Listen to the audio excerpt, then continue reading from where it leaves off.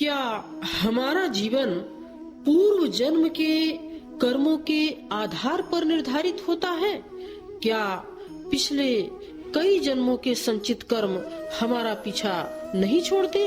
नमस्कार प्रिय दर्शकों, गीता में भगवान श्री कृष्ण ने कहा है कि अवश्यमेव भोक्तव्यम कृतम कर्म शुभाशुभम, अर्थात प्रत्येक जीव को अपने किए हुए अच्छे एवं बुरे कर्मों के फल को भोगना ही पड़ता है।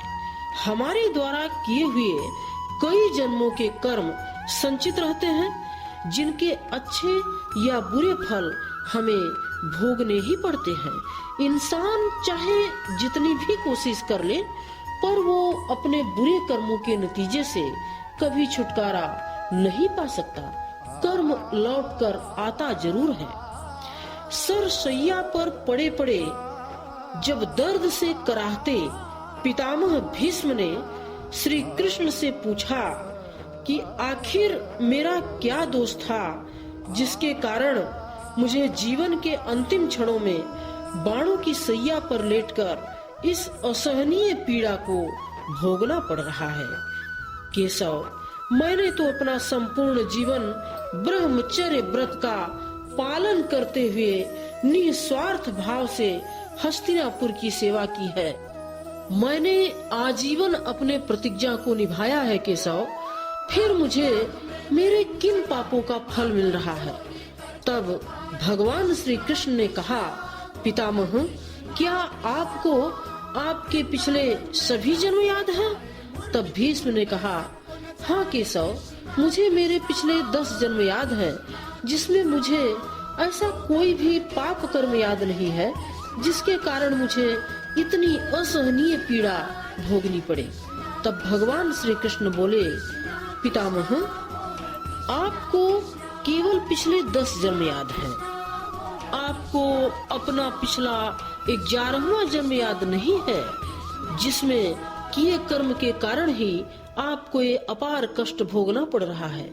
ये बात आपके 10 जन्म के पूर्व की है, जब आप राजकुमार हुआ करते थे तथा आखेट के लिए अक्सर जंगल जाते थे। एक दिन की बात है, जब आप वन से गुजर रहे थे, तब आपके रास्ते में एक काला सर्प आ गया। तब आपने बिना कुछ सोचे समझे उसे रास्ते से हटा दिया, परंतु दुर्भाग्यवश वह सर्प कांटों की झाड़ियों में जा फंसा। वह झाड़ियों से जितना अधिक निकलने का प्रयास कर रहा था, उतना अधिक वह कांटों में फंसता जा रहा था। उसका पूरा शरीर कांटों से लहूलुहान हो गया। वह सर्प लगभग 18 दिन तक उसी कष्टदायक अवस्था में जीवित रहा।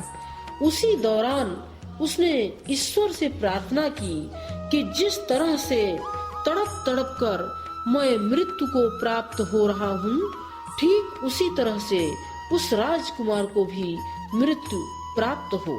इसी वजह से पितामह, आप अपने पापों का फल भोग रहे हैं। तब पितामह के मन में एक नया प्रश्न उठा। वे बोले कि हे जगत गुरु, यदि ऐसा है तो मैंने अपने पूर्व के 10 जन्म बिना किसी कष्ट के क्यों बिताए भला? आखिर क्यों मुझे उस पाप की सजा उन जन्मों में नहीं मिली?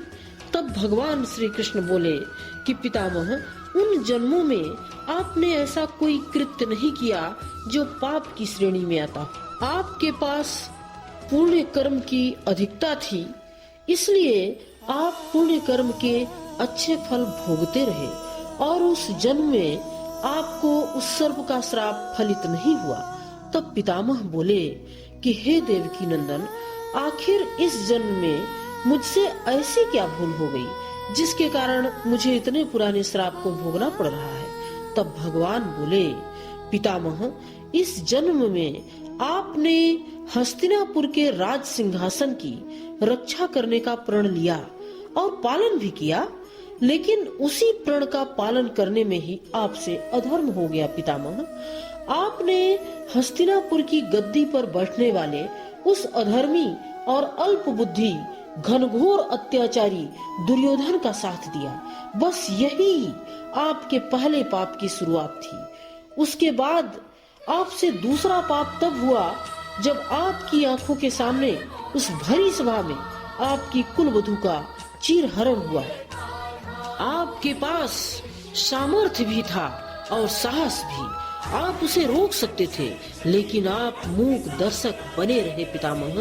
बस इन्हीं पापों के कारण आपके पूर्व जन्म का वह पाप फलित हो गया और परिणाम आपके सामने है। इतना सुनते ही भीष्म पितामह के मुख पर घोर पश्चाताप के भाव दिखे, किंतु अगले ही पल उनके चेहरे पर एक नई चमक आ गई कि अब उनके सारे कष्ट समाप्त हो गए हैं। पितामह ने भगवान के हाथ को थाम लिया, भगवान ने भी उन्हें हृदय से लगा लिया। इसके बाद जब सूर्य उत्तरायण हो गए तब पितामह ने देह त्यागी और सदा सदा के लिए परमात्मा में विलीन हो गए। इससे हमें यह सीखने को मिलता है कि हमें सदैव अच्छे कर्म करने चाहिए, क्योंकि कर्मों का गणित बहुत निराला है। कई जन्मों तक हमारे कर्म हमारा पीछा नहीं छोड़ते जब तक कि वे फलित न हो जाएं। हम अपने किए कर्मों से कभी भाग नहीं सकते।